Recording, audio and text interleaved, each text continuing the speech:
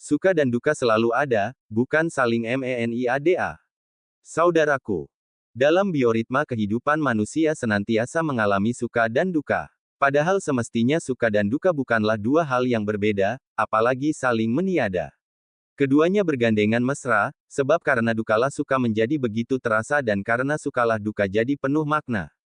Hidup tak pernah lepas dari cobaan, penuh dengan lika-liku permasalahan. Karenanya seorang mukmin dituntut untuk menjadi pribadi yang penyabar. Sikap itu lahir dari pancaran kesalehan, buah dari kekuatan iman. Ibarat sebuah pohon yang subur, ia akan membagikan kelezatan buahnya kepada orang yang memetiknya. Begitu pula halnya dengan seorang mukmin. Akhlaknya mulia, tutur katanya santun, bijak, penampilannya sederhana dan segala tugasnya ia selesaikan sebaik-baiknya, hanya kepada Rabb-nya ia berharap semata. Mereka itulah yang layak merasakan indahnya surga, karena tidaklah jannah itu disiapkan, melainkan untuk mereka yang baik budi pekertinya. Malaikat pun menyapanya di gerbang keabadian. Kesejahteraan dilimpahkan atas kalian, berbahagialah.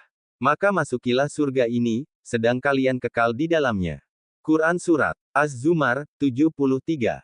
Saudaraku, mendapatkan kemuliaan di sisi Allah Azza wa Jalla tidaklah mudah, dan sabar adalah satu kuncinya. Sedangkan ridha merupakan implementasi dari sebuah kesabaran. Sabar dengan cobaan yang menimpa serta ridha atas segala yang telah ditetapkannya. Ia gembira, karena yakin dengan sepenuh hati bahwa janji Allah Azza wa Jalla itu pasti dan limpahan pahala telah menanti dirinya. Dr. Ahmad Farid dalam bukunya berjudul Mawaqif Imaniyah, memberikan poin-poin dasar yang mendorong seseorang untuk memiliki sifat sabar, di antaranya adalah dengan menghayati firman Allah Azza wa Jalla dan hadits Rasulullah Shallallahu alaihi wasallam tentang keutamaan orang yang bersabar. Allah Azza wa Jalla berfirman, Allah mencintai orang-orang yang sabar. Quran Surat Al-Imran, 146. Saudaraku, mempelajari sikap seorang mukmin dalam menghadapi cobaan, dan ridha atas segala ketentuan yang Allah Azza wa Jalla gariskan, seperti sahabat Sa'ad bin Abi Waqqas. Ketika dirinya datang ke Makkah dalam keadaan buta, banyak orang mendatanginya untuk minta didoakan, karena Sa'ad termasuk dari hamba Allah Azza wa Jalla yang senantiasa diijabah doanya. Suatu ketika, seorang anak kecil bernama Abdullah bin As-Syaib menghampirinya, ia lalu meminta, Paman, dengan perantaramu doa orang lain senantiasa diijabah, cobalah berdoa untuk dirimu, agar cacat mata yang engkau derita disembuhkan oleh Allah. Sa'ad hanya tersenyum dan menjawab, wahai anak kecil, Allah telah membuat ketentuan ini padaku, namun aku memiliki suatu yang sangat berharga, lebih dari sekedar penglihatan. Cinta ilahi, itulah buah dari kesabaran.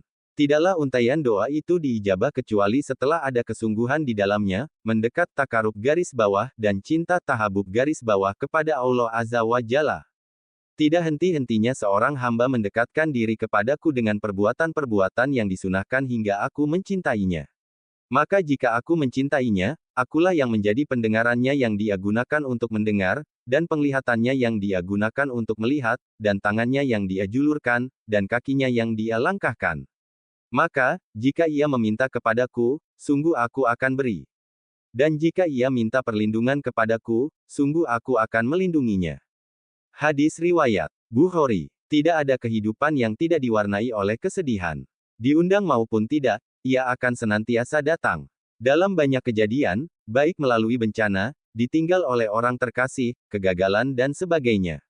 Bahkan terbukti, semakin ia dibenci dan ditakuti, semakin ia senang dan rajin berkunjung ke diri kita. Maka sengsaralah hidup mereka yang membenci kesedihan. Saudaraku, coba perhatikan lambang-lambang tawa dan bahagia. Piala kemenangan sebagai contoh. Bukankah ia melalui proses pembakaran dan pembentukan yang amat menyakitkan? Seruling penghibur telinga sebagai contoh lain.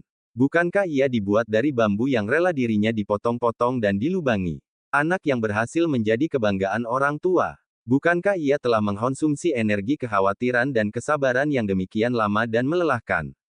Saudaraku, tawa bahagia ternyata semuanya dibangun di atas pundi-pundi air mata kesedihan. Untuk menerima kebahagiaan, kita tidak memerlukan terlalu banyak kedewasaan. Akan tetapi, untuk berpelukan mesra dengan kesedihan, diperlukan kearifan dan kedewasaan yang mengagumkan. Semoga Allah Azza wa Jalla mengaruniakan hidayahnya kepada kita, sehingga kita tetap istiqomah senantiasa memeluk suka dan duka dengan kadar yang sama mesranya, sehingga dalam hidup kita tidak ada lagi siklus suka dan duka, yang ada hanyalah senantiasa syukur tiada taraf untuk meraih ridanya. Amin ya Rab. Garis bawah wallahu a'lam bisawab garis bawah.